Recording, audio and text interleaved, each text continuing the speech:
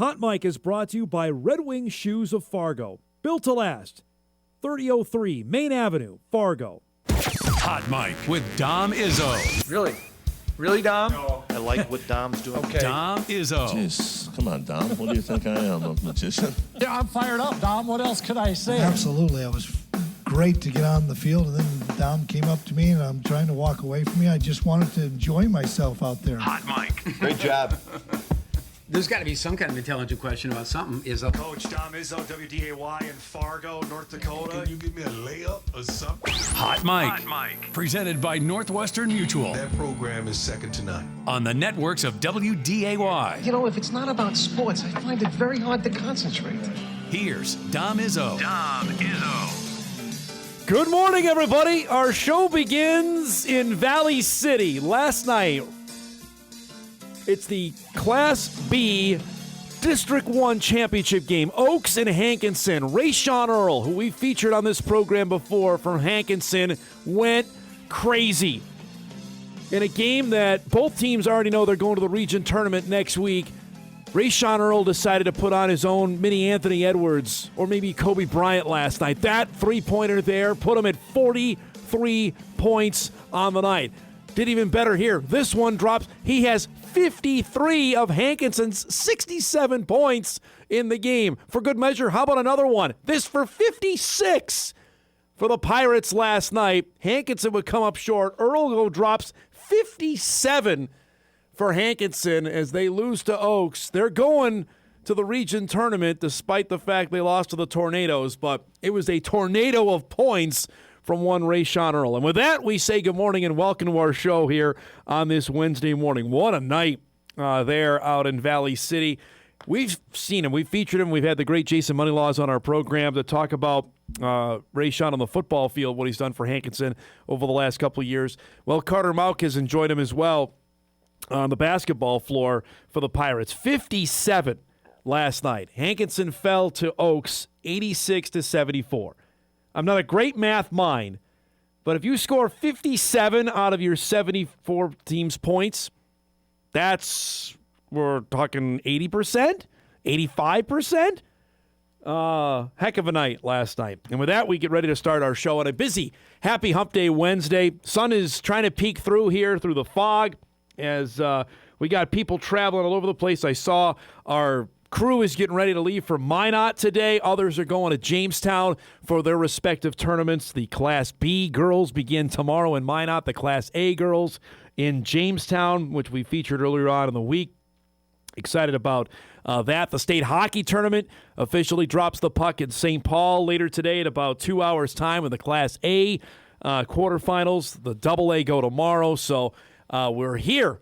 The Summer League tournament starts later today with the 8-9 games. We'll be on the road after the show tomorrow to cover the Bison women and their opener at 2:30. The Bison men play tomorrow night at 6. It is Bison Media Zone Wednesday. We will get you fully ready with the Summer League tournament preview and a special exclusive first look at Hawaii. You'll hear from head coach Timmy Chang. If you missed our first news show this morning, Lisa Bedeau is over there as part of a work getaway with a bunch of WDAY viewers, and she got a chance to visit with Timmy Chang, gave us the video, like, all right, let's go. So you'll hear from the head coach of the Rainbow Warriors coming up during Bison Media Zone at about 10:40-ish, 10:45-ish later today. So excited about that. A lot to get to today, including the imminent start of NFL free agency. The Vikings are anticipating making moves, potentially making some moves. We'll get to that coming up in the show. But let's start on the hardwood last night. Anthony Edwards almost did a Rayshawn Earl impression last night. Rayshawn had 57 for Hankinson. Ant was pretty darn good. The Wolves are back home with Memphis, a team that they have not played well against. They lost to the Grizzlies back in January. Last night, didn't start well either against Memphis, but they got their groove going in the second half and pulled away. We'll show you the moving pictures from Target Center last night as the Wolves took care of a Memphis team that was about no Ja Morant. They traded half their team before the deadline. They're full-on tank mode, we can say. Edwards hits a turnaround shot there. Again, this game was irrationally close early on. Actually, the Wolves fell behind by as many as 6. They got going here. Dante DiVincenzo, the alley-oop. The finish from Jaden McDaniels. That gives the Wolves a 6-point lead late in the third quarter. Let's go later in the third. Edwards pull up 3. That's good. Minnesota starting to get some breathing room, now up by 7. Move to the fourth quarter. Step back 3. He leads the NBA in that category. I didn't even know that was a category, a stat, is step back threes. Wolves go up by 10. How about one more? In your eye hole. 41 for Edwards last night. That's the best reaction if you're watching the game. Oh, that was tremendous. That put Minnesota up by 17. The old surrender Cobra. He was giving it to everybody last night. Timberwolves win it 117-110, the final, for their 4th consecutive win. This is what you want to be doing here now to March. We're trending in this direction. That's what happened last year. They took off after the All-Star break. I know they finished with a 6th seed last year, but now they're shooting even higher with how the West sits right now. His 9th 40-plus point game of the season. Randall had 23 as the Timberwolves get the win, their 39th of the season. Last night I was watching the NBA on NBC. Just that's fun to say now. The Spurs hammered Philadelphia. San Antonio, I'm going to say it right now, on March the 4th, they're the team to beat. The Spurs, if Wemby stays on the floor, who's beating this team? They will beat the Thunder. I don't know how the Wolves are going to do it either.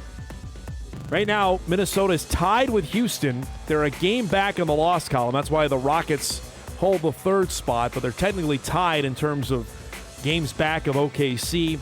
Then Denver. The Wolves, remember, just beat Denver on the road on Sunday. And the Lakers. It's a heck of a stretch here. 4 straight wins. They've got the Raptors coming up tomorrow night. There's another team. You can't beat them. Just keep stacking wins. Fun night at Target Center last night for Minnesota. Across the river, the Minnesota Wild. We're at home. Now, post-Olympic break here, the Wild had a great win against Colorado, stumbled against Utah, then lost to the Blues Sunday. Now they had the best team in the NHL in the Eastern Conference were coming to their barn last night. Tampa Bay, who was the best road team in the NHL this season. That's what the Wild were facing last night with the old 8:45 start. So more power to you if you made it to the end of the game last night. Brock Faber got things started. Newly minted gold medal winner. Hammers this one. Beats Andrei Vasilevsky. Makes it a 1-0 Wild lead through 1. Same score in the second. Wilder on the power play. Quinn Hughes does his usual dancing there.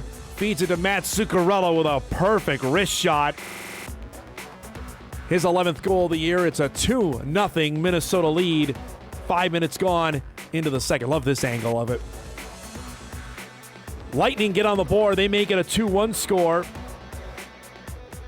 Wild would answer on this Yakov Trenin goal.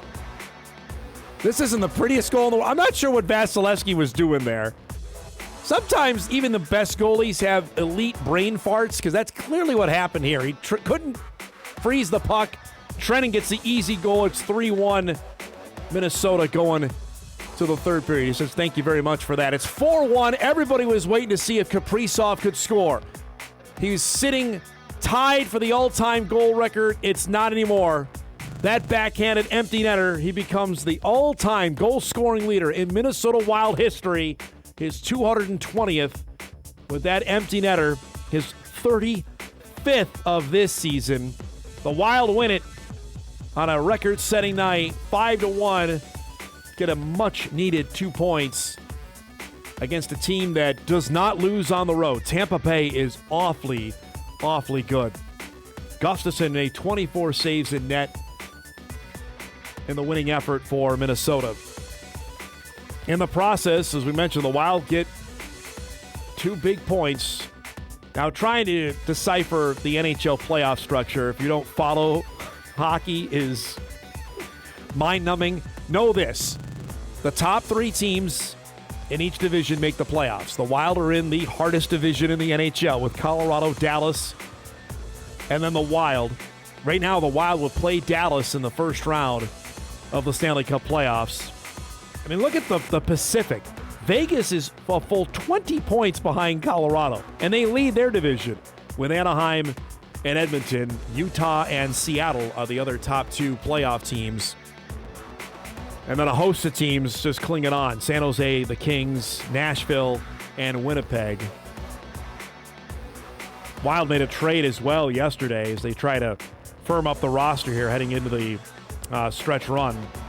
But a good win last night for Minnesota. They go to Vegas coming up on Friday. So there you have it for around the Minnesota sports teams yesterday.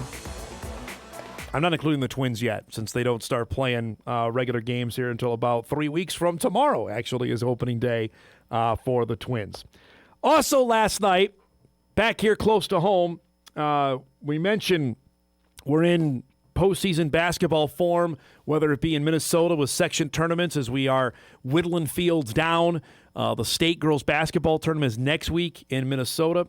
For the AA in North Dakota, their state tournament is next week in Bismarck. We got to figure out who's going to make it. Last night we had the EDC quarterfinals, both in boys and girls basketball. These take place at the home sites last night. And no surprise on the boys' side, the top 4 seeds all won.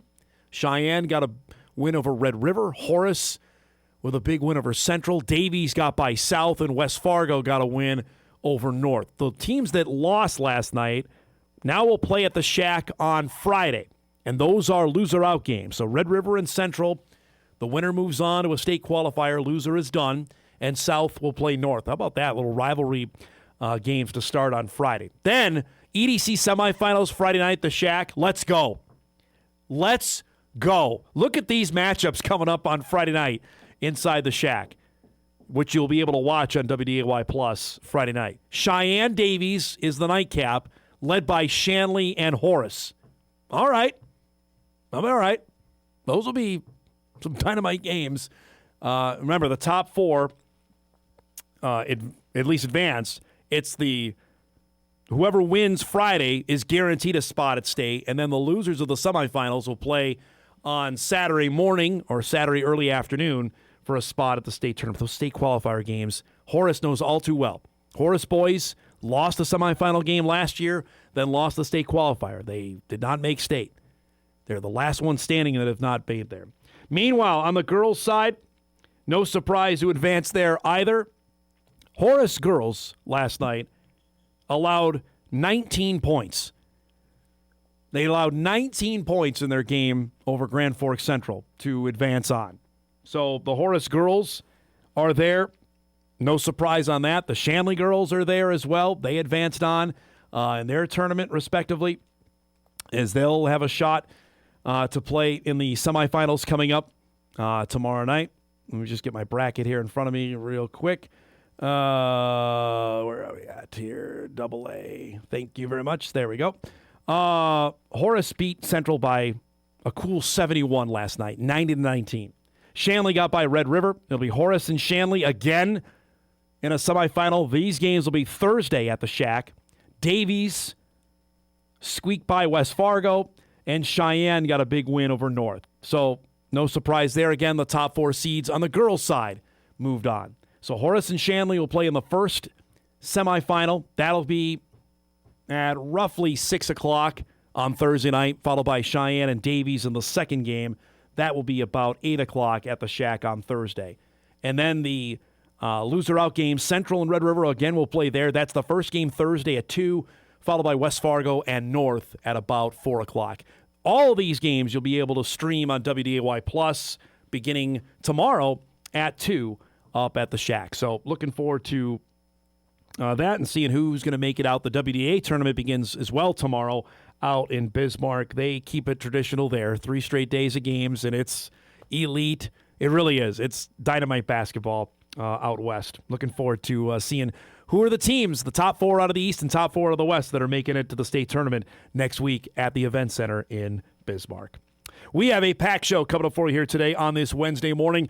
A couple minutes from now, Drew Trafton will join us to start our NFL free agency chatter. The Vikings are apparently in the market for a quarterback and maybe moving on from Jonathan Grenard. We'll talk about that with Drew and a few other topics coming up at 9:20. At 9:35, we'll welcome back Minnesota Duluth men's basketball head coach Justin Wieck to the show, the former Jamestown head coach and Dragon assistant. Duluth won the NSIC men's basketball championship last night. First time in 23 years that Duluth has won the NSIC tournament championship. They beat St. Cloud State. We'll visit with Wieck coming up at 9:35. And at 10 o'clock, David Mack will join us, Moorhead standout wide receiver. If you missed it with all the tournament action going on, David made it official yesterday. He will be signing with the University of Minnesota to play football with PJ Fleck and his teammate, Tay Rich, who we had on the show last Wednesday.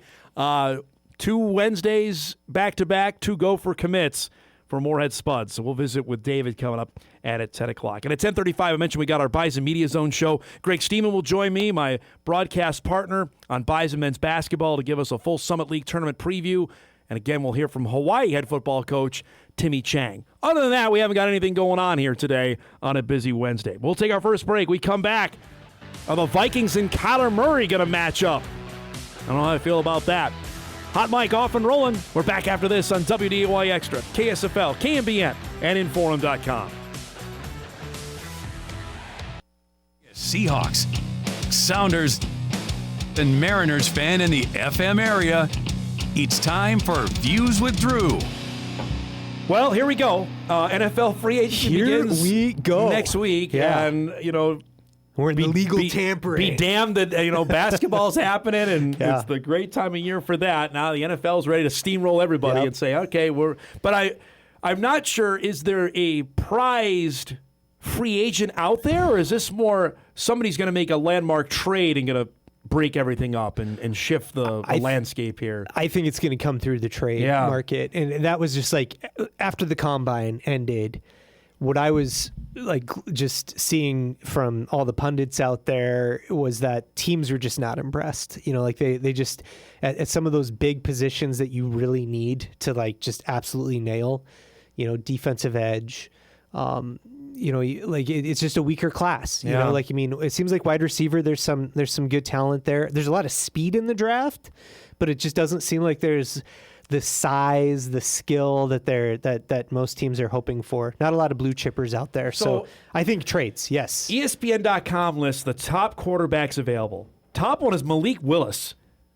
Where are we living that Malik Willis is now? How much did he play for the Packers last year? He started 6 games, I think. Eric, Man. Is that right? 6? He looked good, but I feel like he's going so to get paid. Yeah. Right? Yeah. I mean, that's a foregone conclusion. He's going to get a buttload of money, right? Yeah. I mean, it's like, if you're going to pay somebody to start, it's like you're looking at $30 million, I think, is the floor. Man. Like the Jets, I think the Jets got a steal last year with Fields, and that was $25 million a year, right? And how'd that work out? Yeah. It didn't. It's tough, and you can't just give that guy a 1-year deal. Yeah. Like he's not gonna sign a prove it deal. He's gonna want, at the least you're looking at 2 years with an option year. And that's so what do we make crazy. of the Vikings apparently flirting with Kyler Murray here? I don't like this idea one iota. I don't either. Because it also means that you're cutting bait on J.J. McCarthy. I honestly believe that. Yeah. I do not think that's not a Kyler Murray's coming in to battle J.J. for the spot, that he's going to think he's going to be the number one guy. Absolutely. And he's another guy that you're not. I mean, he's going to get paid by the Cardinals still a little bit. He has that dead cap money that's going his way. But I don't think you're going to be able to talk him into a $2 million vet minimum contract. $1.3 million is the league minimum he'll sign for, because the Cardinals are paying the freight, like you mentioned that. Yeah. I just I don't know. I think if he comes into the Vikings, Cardinals are obligated to pay him $36.5 million. That's a lot. Insanity. That's a lot to tell somebody you don't want them to play for you. I just I don't see it as a fit with the Vikings. Kyler, to me, the quarterback that Kevin O'Connell has success with is like turning someone into a point guard, and being like, get the ball in my playmaker's hands. I have skilled players.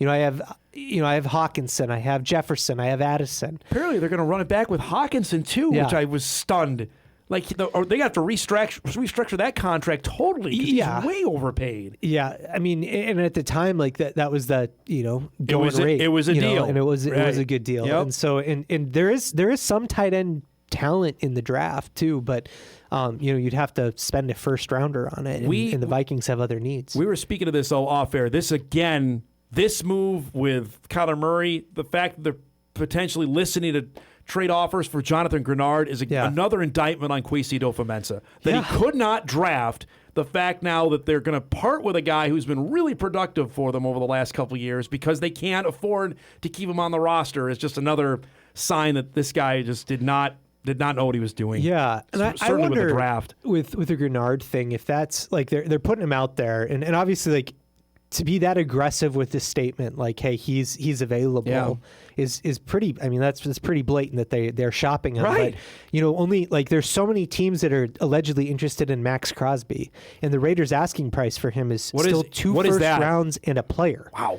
Like they're not backing off. They want the Micah Parsons deal, and I don't know. Market at it. Yeah, and I don't think they're going to get it. Max Crosby as good as Micah Parsons? I'm not a great Raiders mind, so I'll open that up. I don't know. It's like you feel for Max Crosby because he's had no consistency in Vegas, and he's had one winning season out of the 7 that he's played. He's healthy though. He's unlike healthy. Parsons. Well, he's coming off an injury. Max Crosby is. Well, he disputed that, didn't he? Right. Because they thought the Raiders were tanking, so that's why he didn't play. They benched him.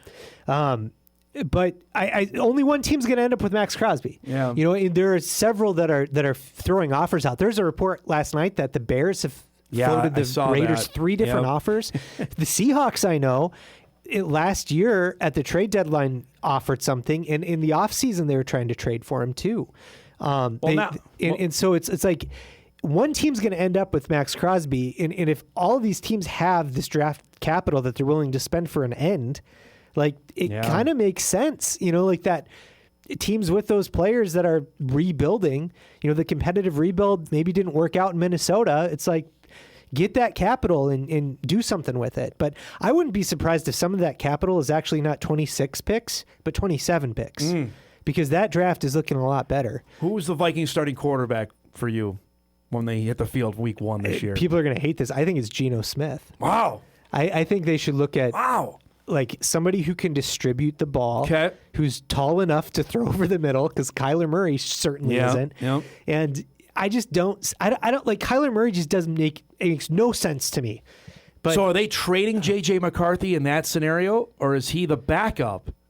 Well, so they maybe they could trade him. I saw a report this morning that Jarrett Stidham is getting interest from teams, and it's like what's going on there? I just don't think needs quarterback play. Man. If you saw anything, a solid backup, because obviously when Nick's got hurt, and you're turning in the AFC Championship game, it's going to be Jarrett Stidham who hadn't played a game in 2 years. That's that not many teams have what the Eagles had when Carson Wentz got hurt. We can turn it over to Nick Foles, and we're going to be A-okay. Yeah. That just doesn't happen anymore. If they sign a veteran like Smith or someone who's older, I think they keep JJ, and they just keep.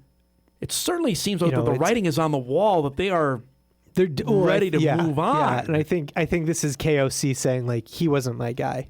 All along. Like that's kind of what it looks like. But you have to imagine though that KOC couldn't have done that whole pre-draft and then bring the head coach and say, we're going to draft him. He had to have some input in that we like J.J. McCarthy and he's going to be the guy. It can't all be on. And it was a first-round pick. There's a ton of that. There's so much pressure there with that. But I think if you bring in an older guy, you still want J.J. there. Because he could still push him, it's different. Like if you have Kyler Murray and you're paying him whatever, he's going to start. But if you have like a Geno Smith who's flamed out, several times and has played that backup role before, if JJ beats him out, he beats him out. But if he comes in, he's competent enough to, distribute the ball, and he's a good. What would have worked out was Daniel Jones. That would have been been A-okay. And they misplayed their hand on that one. That would have been fine. Yeah, I mean, I get where Daniel Jones is coming from with the guaranteed starter, like, money in Indianapolis, and it seems like he's got all the leverage in the world over that. Or you know team. what? They could have just kept Sam Darnold too. They could have done that. Could have done that. That's okay. I'm glad they didn't. But yeah, they could have kept Sam. Eric, what do you got? Why not old man Aaron Rodgers? I mean, he could go out and Isn't play. he going back to the Steelers? I don't think that's confirmed. His buddy, your guy's buddy there, is McCarthy's. Aren't they? Or do they end on bad terms? I don't know. I mean, that was a bad relationship, but it was. Yeah, it wasn't great toward the end. It was bad. It got bad. But where's if where do the Steelers go? If they don't have Rodgers too, that's interesting. Yeah. I mean, it's just the quarterback play. Just I don't know. It's going to be a carousel. Well, especially after the combine, it's been established. Mendoza's obviously number one. Ty Simpson is going to be somewhere in the first round, and then it's like who knows what happens after that. And we could go third round before the next guy's taken. I mean, Cole Payton's name has been out there, but I don't expect Cole to be.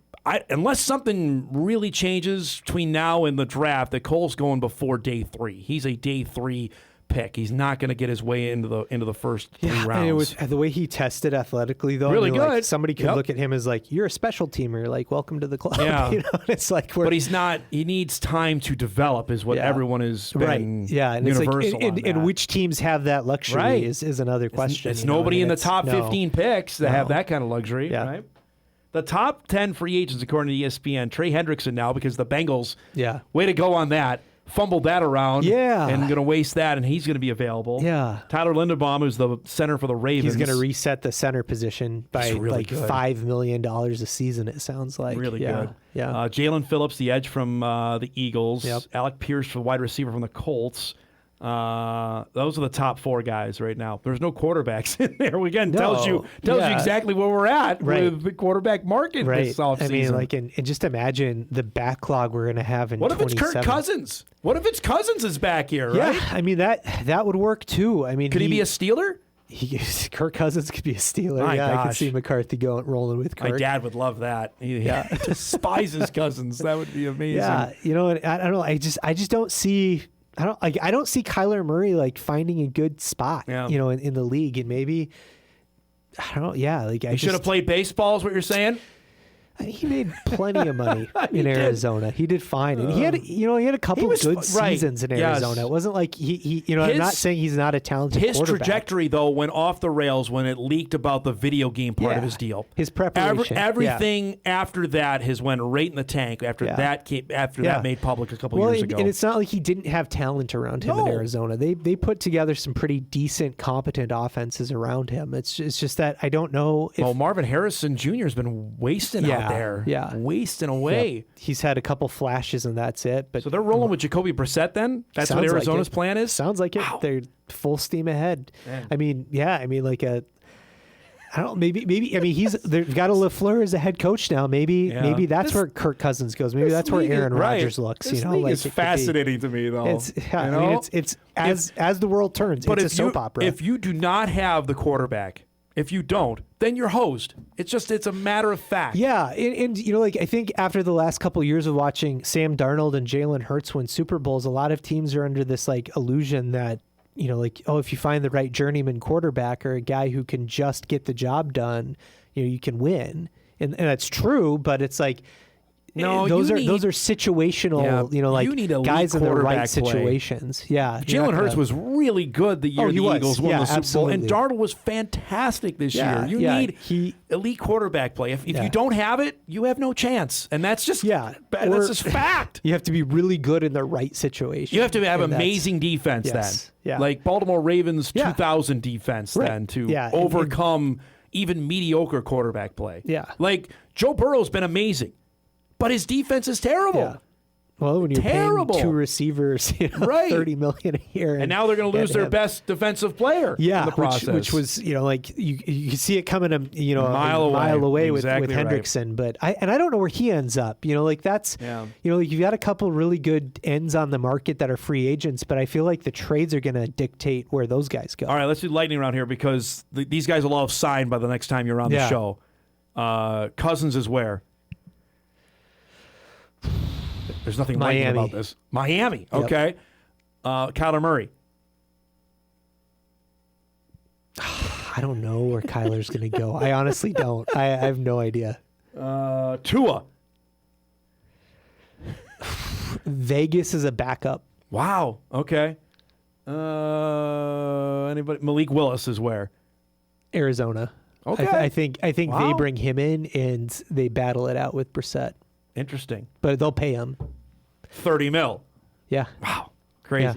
We'll find out. It all starts early next week. The tampering period gets going, which is Like honestly, it's already that's when been the signing- happening. right. Like it's so funny. the Like they legal say. tampering period. Yeah. Just It's like- say it. It's free agency. I mean, everybody's at the combine talking to everybody else. Exactly. Like it's so silly. Thanks for coming by, bud. Thanks for having me. Drew Trafton joins us each and every Wednesday at 9:20. We'll break. We come back. We'll chat some hoops. The champs are in Duluth. The Bulldogs won the NSIC last night. Head coach Justin Wieck will join us when Hot Mike returns after this.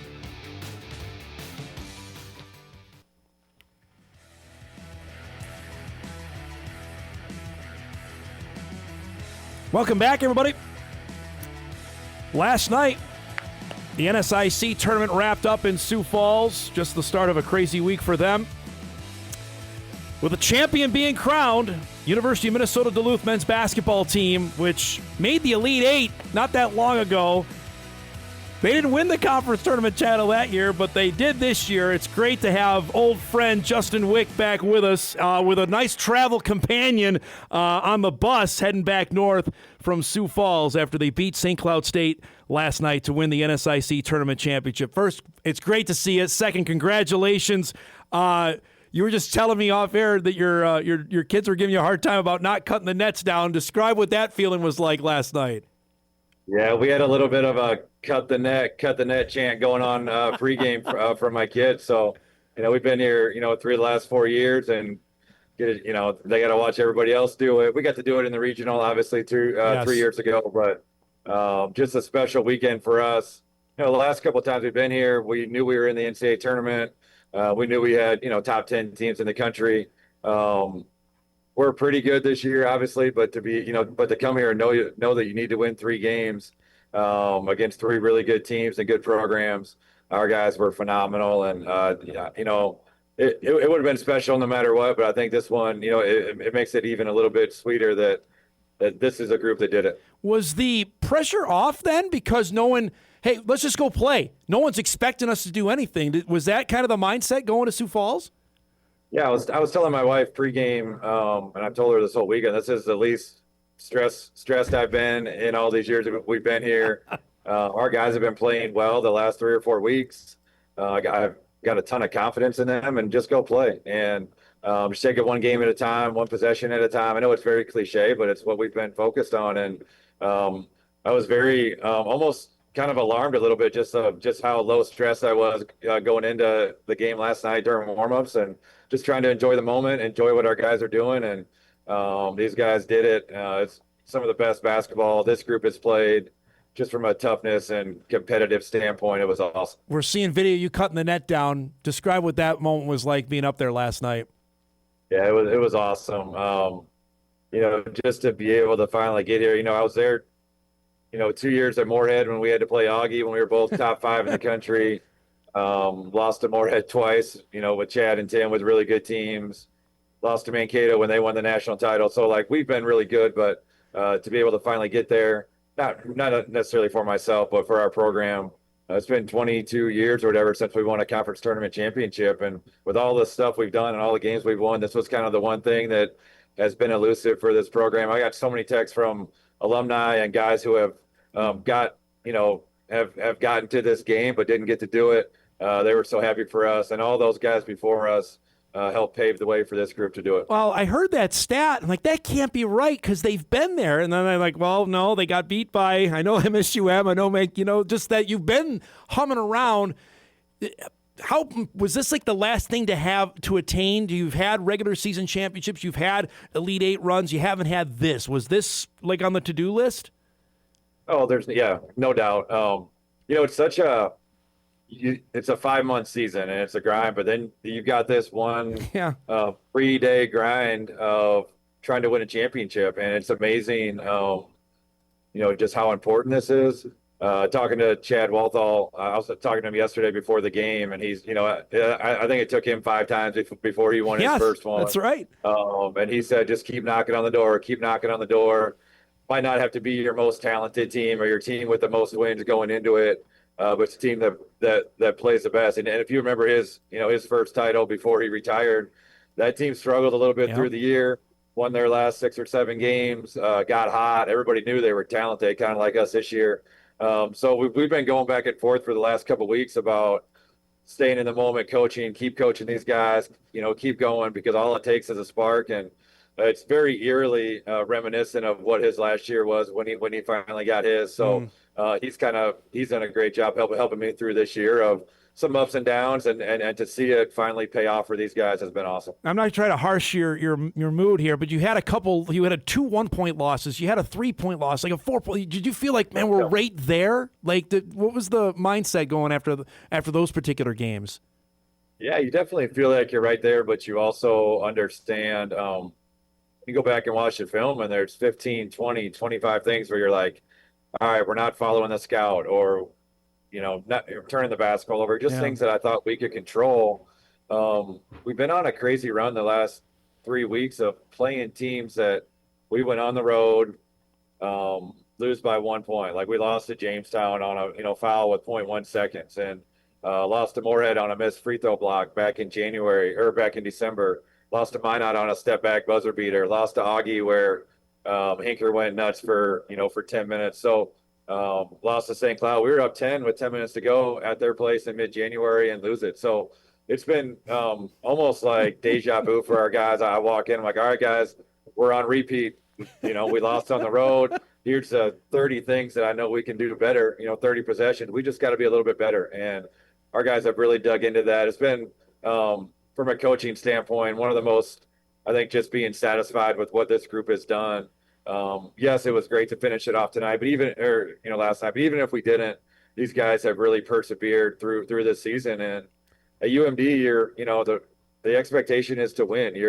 We've gotten to the point where you just think you're going to win 20 games every year. You're going to win 25 games, and when you don't, there's some really hard times. There's some dark times as players and coaches. And in reality, you're 1 point away or 1 possession away. But the perseverance of this group has been awesome. The perseverance of this group. We have so many guys that are 4 or 5 year guys that either sat the bench or redshirted or were role players when we were on this run the last couple of years.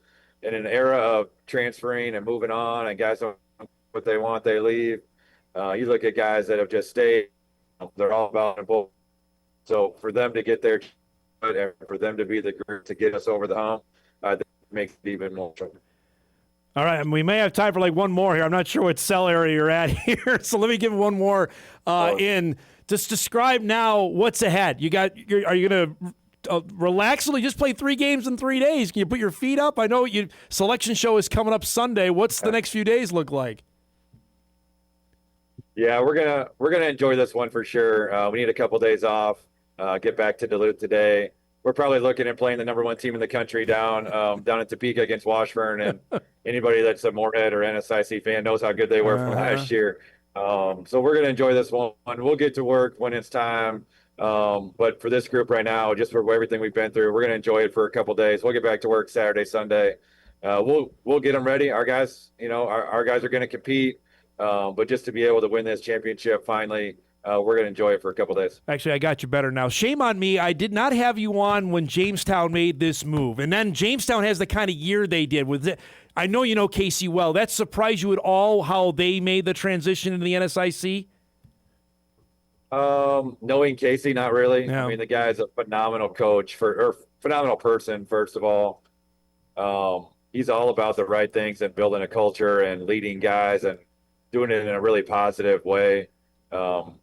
He more than anybody had a huge impact on us getting this program going in my first 4 years. Yeah. So yes, it's hard. They're going through a transition. They also we all kind of knew, you can't really pick Anthony Walters preseason player of the year when he hasn't played in the league yet, but we all kind of knew, what kind of player he was, and he definitely proved it. So, surprised, no, but he did a fantastic job, and he's only going to keep getting better. Did you how much could you celebrate last night? Did you stay up for a bit or no? Were you early to bed last night? Well, we had a 7 a.m. bus departure, but we definitely enjoyed it a little bit.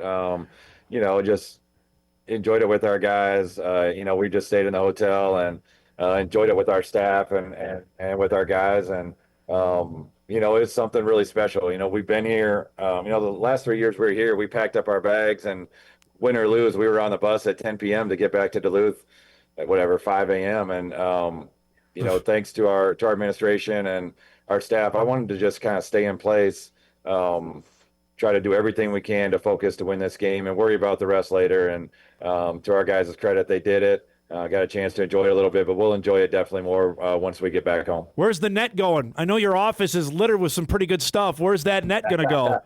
Well, my daughter wants it in our living room, so it might be there for a couple days. She's already lost one piece of her net, so I got to cut her another one. But it'll definitely be in the trophy case. It's a big trophy case at UMD, as you know. Yeah. Not just us, but everybody. You almost got to win a national title to get a trophy in that trophy case. So we got a couple more games to go. Midco had a great shot at the end with your daughter coming out. You giving her a big hug. What was that moment like for you personally last night? Oh, it's awesome. They've been by my side all the way through. My oldest daughter went on a couple road trips with us. They see it too. They live it. They live it. They breathe it. They're so close to our players. Such a family atmosphere, I think, and to be able to share that with them. I always tell my oldest daughter, best part of winning is the post game hug on the floor, and to be able to do that again was awesome. It's great to see you, man. Thanks so much for making this happen. Safe travels back home. Good luck next week. We'll talk soon. All right. Yeah, thanks. Appreciate it, man. You're the best. Appreciate it. There he goes. Justin Wieck, UMD men's basketball head coach. The Bulldogs win the NSIC tournament championship, first time for Duluth in 23 years as he beat St. Cloud State. The D2 selection show is on Sunday night. We'll find out where they're going to go. He mentioned likely it's a date with Washburn. We saw Washburn last year. They beat Tim Bergstrasser's Dragons in the Sweet 16 for a berth in the Elite Eight. I can't believe it's been 3 years since we talked to Wieck after his team made the Elite Eight run. And they didn't even win the league title that season. That's how good the NSIC was. He mentioned St. Cloud State will likely get an at-large bid after a great run from the Huskies as well. Fun stuff there on the bus trip back from Sioux Falls to Duluth. We'll break. We come back. We'll wrap up our first hour. David Mack from Moorhead will join us coming up. Some celebration last night for the Bulldogs. Back on Hot Mic on WDY Extra after this.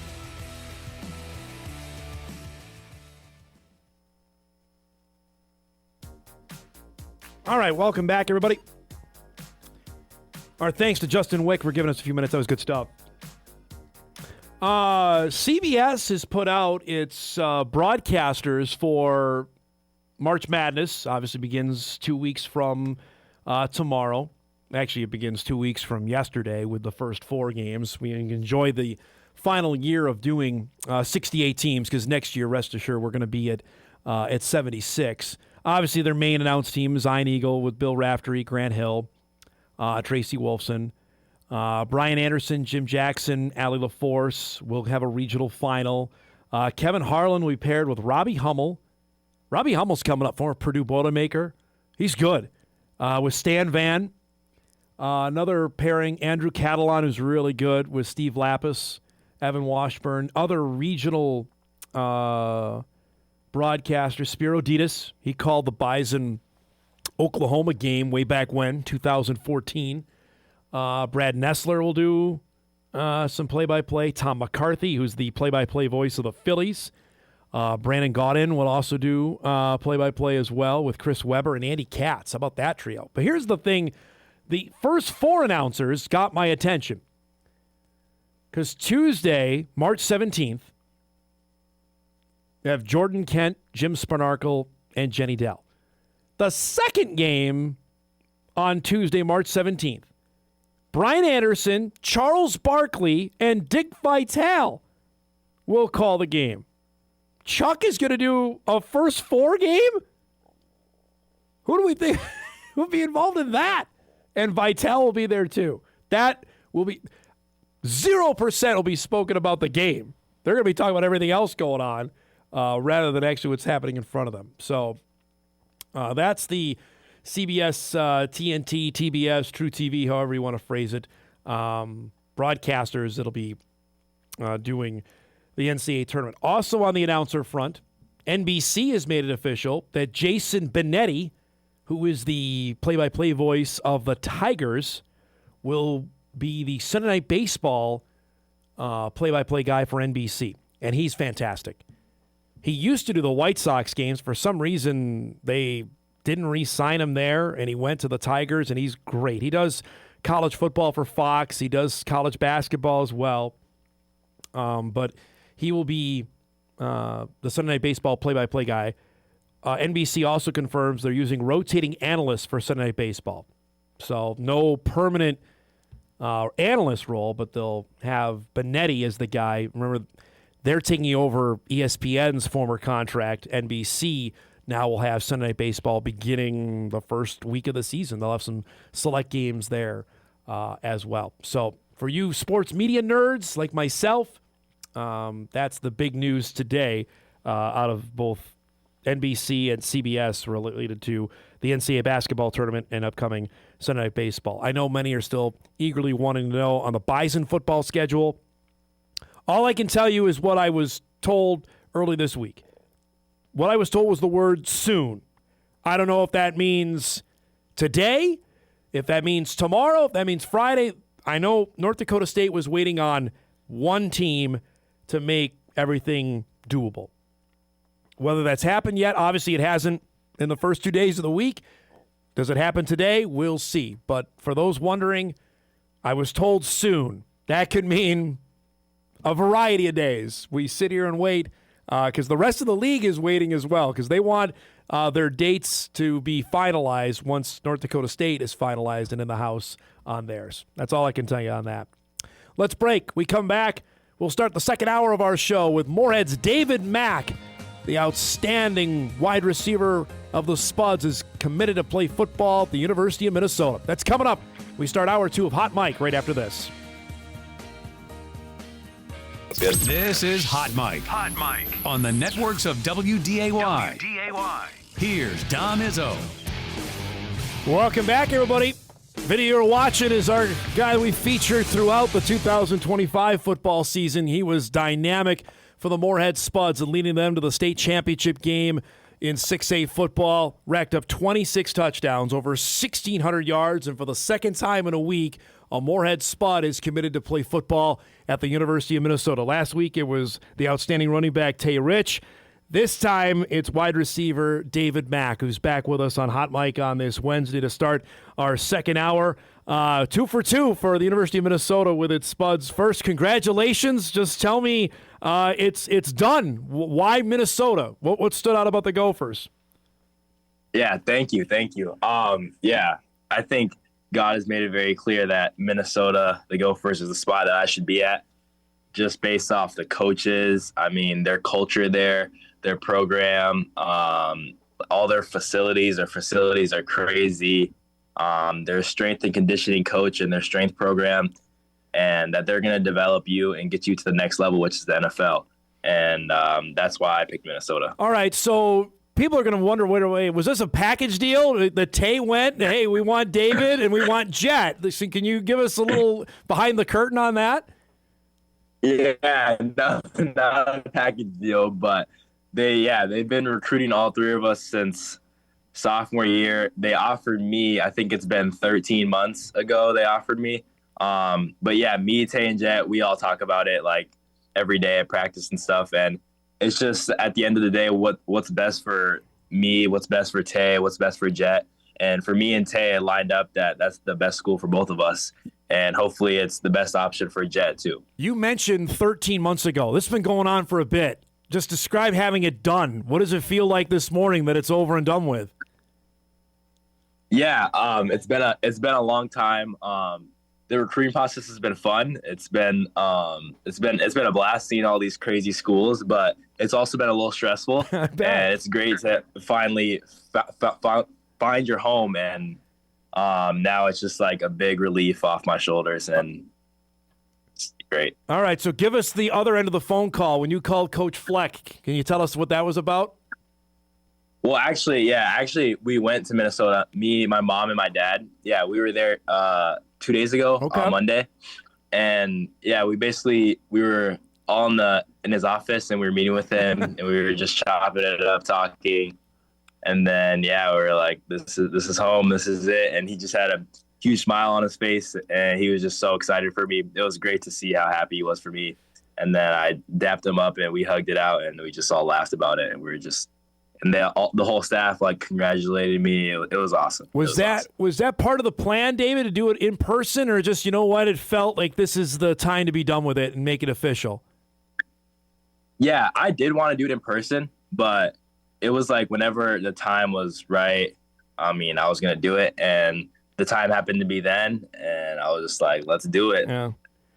So I have to imagine once you posted this yesterday, your phone just went crazy. Who was the first? I want to know, though, on your end, who was the first person you called? Obviously, your parents were there. Who was the first person you called to say, this has happened, it's a done deal?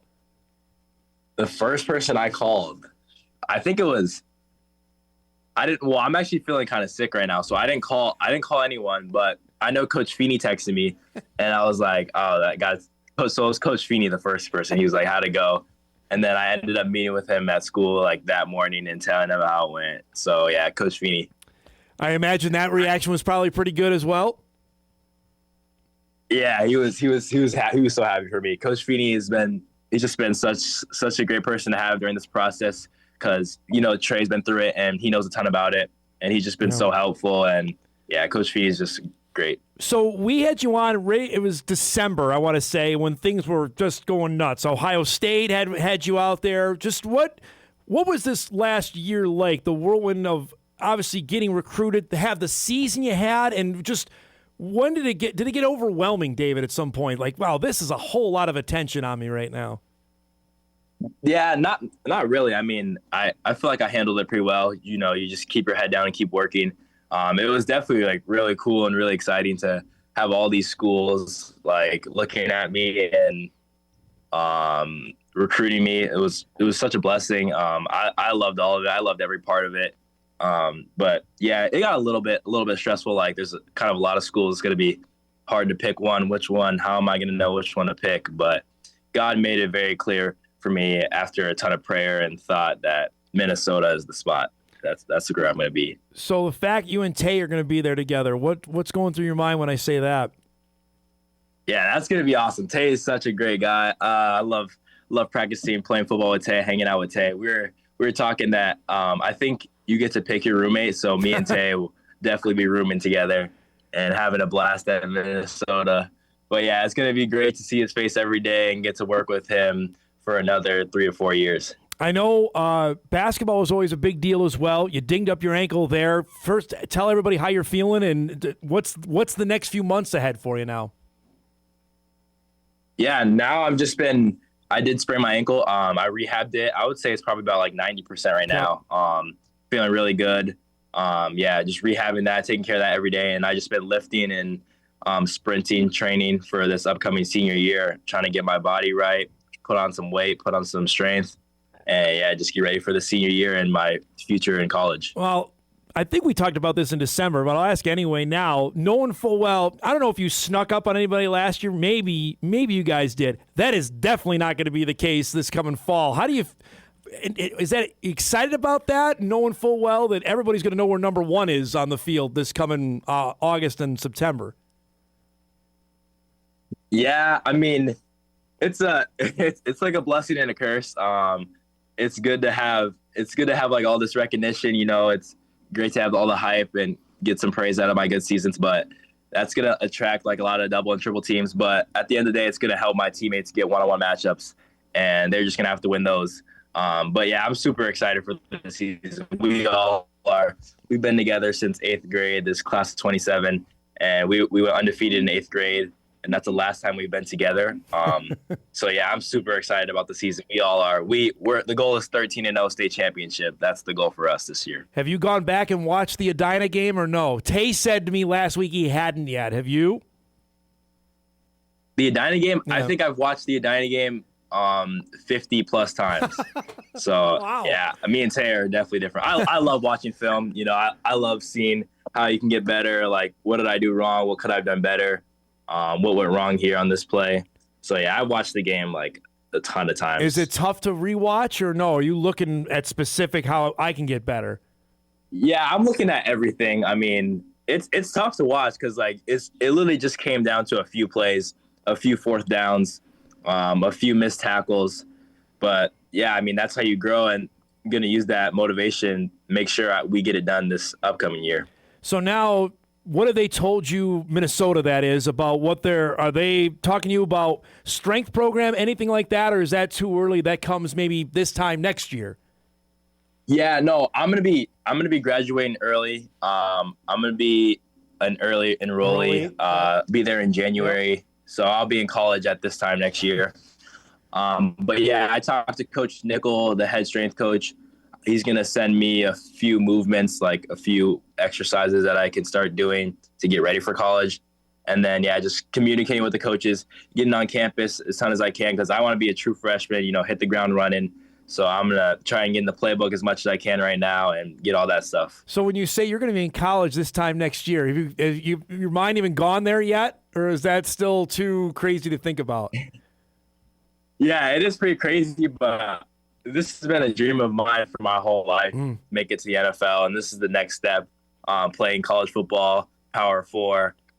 So yeah, I'm super excited. I can't wait for it. But I do have to get the job done this year and win a state title because we haven't done that yet. And then once we take care of that, I can't wait to be in college and play against some high-level competition every day. Tell me, when you look at like Big Ten receivers, I'm sure you've probably done this, or just look at what those guys do at the Power 4 level. Where do you think, okay, I got to get my game here to make sure that I can get on the field and I can contribute? Yeah, I feel like I definitely got to get faster. I've been doing that, getting faster. And then, yeah, just keep adding on weight, getting stronger. And I feel like by this time next year, I'll be ready to compete with Big Ten, SEC schools. I feel like I would be a really great Big Ten receiver in this next year. You got a favorite catch from this past season that comes to mind when I ask you? Favorite catch? Or best catch? I would probably say the touchdown. I would probably say the touchdown versus Lakeville South in the bank. My touchdown catch versus Lakeville South. All right, that would work. Because that sealed the deal. Yeah, we knew the game was over then. So that was just a great moment in US Bank Stadium. You had the gritty saved up for that, I'm assuming, as well after that touchdown. Oh yeah. Yeah, I had to hit the gritty. I had to. I told all my teammates and coaches that, hey, if I score, you know what I'm doing. We at the bank. So I want to end it how we started. So now Tay's in, you're in. Are you guys are you putting all the pressure on Jet to make a decision, or how are you guys talking to him now? Yeah, we know. We're obviously highly recommending, highly encouraging him to go to Minnesota and stay home with us. But at the end of the day, he's got to do what's best for him. We want what's best for him. And, yeah, I'm excited to see where he ends up going. And hopefully it's with me and Tay, and we can, all three of us, have a great time at Minnesota, room together, all that stuff. It's great to see you, man. I really appreciate you doing this during school. Thanks so much for the time. Congratulations. And get that ankle healthy. We'll talk to you once football season gets closer, okay? Yes, sir. Appreciate you, Dom. There he goes. David Mack, Moorhead High, the outstanding spud. 26 touchdowns this past season, 1,607 yards.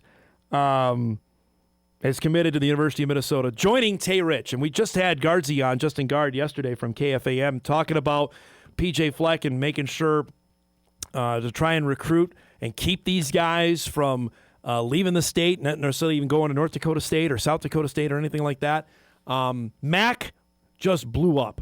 Absolutely took off over the last 12 months. I would say this time last year, I think when we were discussing the Moorhead trio, Tay Rich, I think, was by far the shining star. Tay got an offer after his freshman year at Moorhead from Kansas State and Chris Kleiman, and I think he was the top prospect. And then the season got closer last year. Mack was going through different camps, and teams were starting to pay attention to him. Different schools were starting to pay attention to him. I was just looking this time last year, Kansas State came to Moorhead for a workout. Then he went down and worked out with the Gophers. That was his first time there. That was last April of 2025. Then he got an offer. South Dakota State offered him in April, which that I remember we talked about, like, all right, that makes sense. The Jackrabbits have paying attention to what's going on up here, that they've done that before.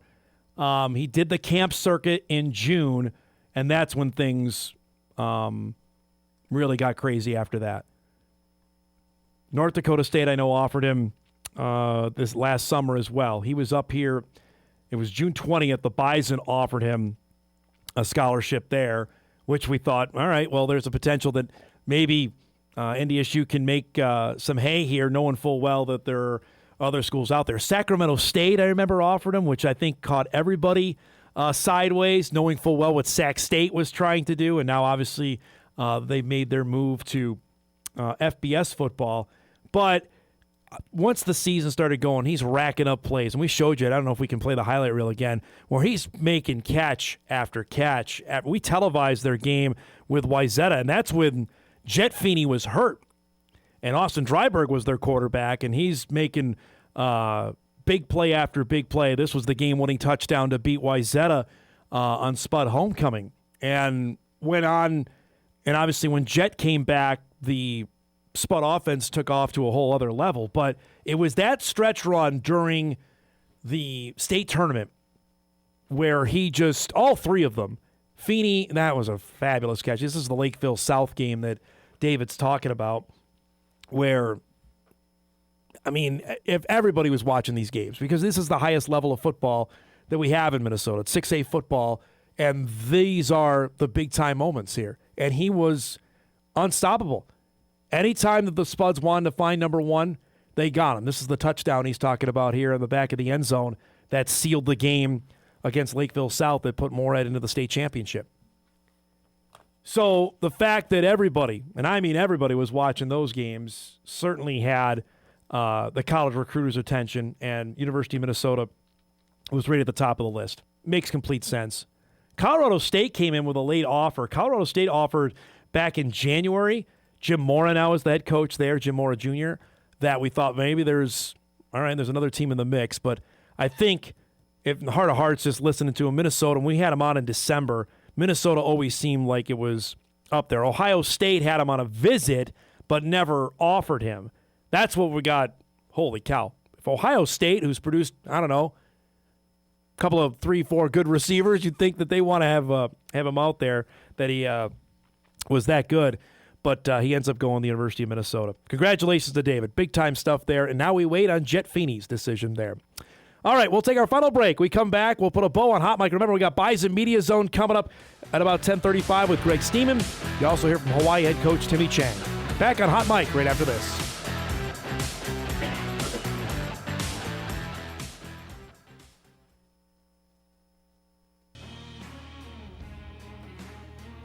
All right, wrapping things up here on a Wednesday morning. Tomorrow, Jory Collins will join us live from Sioux Falls. His team plays tomorrow. We'll get him prior to the Bison Summit League tournament opener against either UND or Omaha. Those two teams will play this afternoon at 4:30. The Bison women hit the floor at 2:30. So we'll have Jory on the show tomorrow to chat about that. We'll get a Jossie Schiller update, all that kind of good stuff that'll be on the program tomorrow. Looking forward to heading down to Sioux Falls right after Hot Mike is done.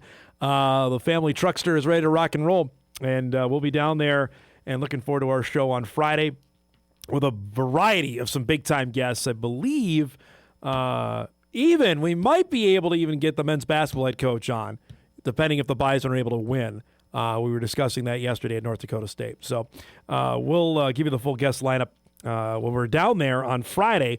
Join us for Hot Mike, and if you're going to be at the tournament, feel free to swing on by, say hello. Looking forward to that. Last year I was there for a total of about 12 hours, if that.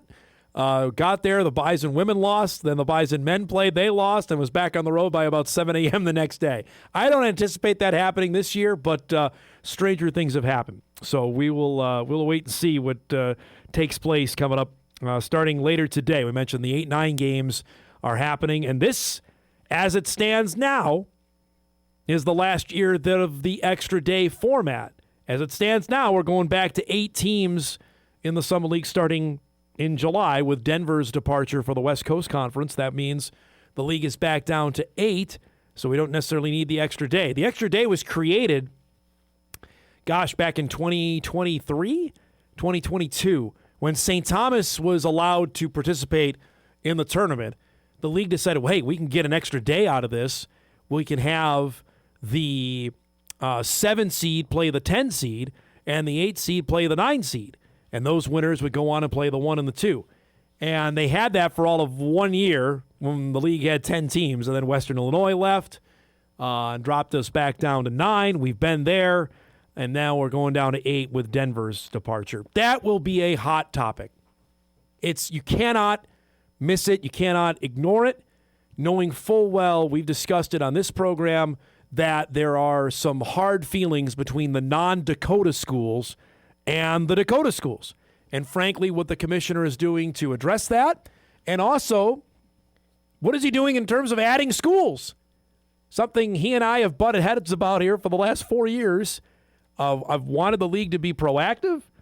The league has said has been reactive every time, and they're in a reactive state now. Especially, you heard, we played the comments from Gary Sharp a couple weeks ago, the Omaha play-by-play guy, saying that the league reached out to Lindenwood and Western Illinois, and they said no thanks.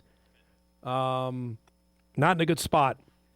Not ideal at all about where things are at. So I'm hopeful we'll be able to speak with the commissioner. I don't know how open he'll be about that. Also, the national television deal is up after this year. Where things stand with that.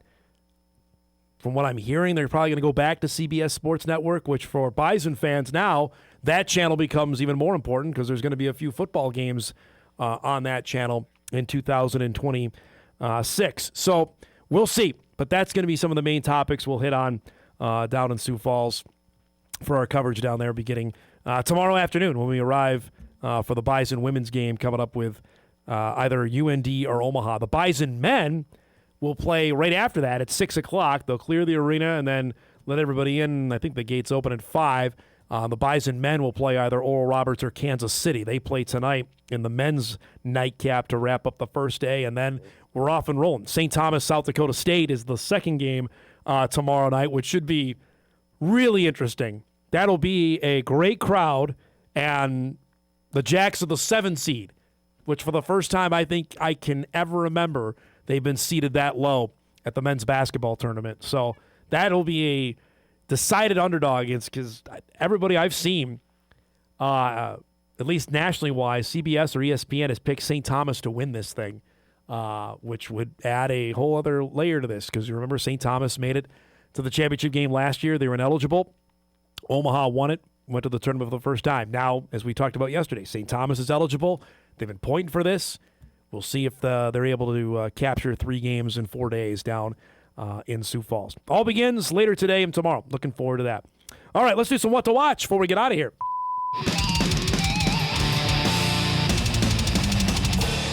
What to Watch brought to us by our great friends at Northwestern Mutual. Here we go on a busy Wednesday. Gopher men wrapping up the regular season. Just got a couple games left. They've got Indiana coming up tonight, 5:30 on the Big Ten Network. We mentioned from Sioux Falls, Kansas City and Oral Roberts, the 8-9 matchup. The winner will play North Dakota State tomorrow at 6 o'clock. The game tonight is yours at 7 o'clock on Midco. And the Twins are on TV today. On Twins TV, they're playing the Puerto Rican team of the World Baseball Classic. That begins this weekend. You can catch out the Twins coming up at noon on Twins TV. That'll wrap up this week's edition of Hot Mic. Our thanks to David Mack for joining us, to Justin Wieck and Drew Trafton. If you missed any of the show, you can podcast it later today at Inforum.com. You can watch a full replay on WDAY+. The Bison Media Zone is coming up. We'll talk about the Summit Sweep Awards for North Dakota State. Greg Steeman will join us. Also, Timmy Chang, Hawaii head football coach, is coming up. BMZ is next. Back on Hot Mic tomorrow. We'll see you then.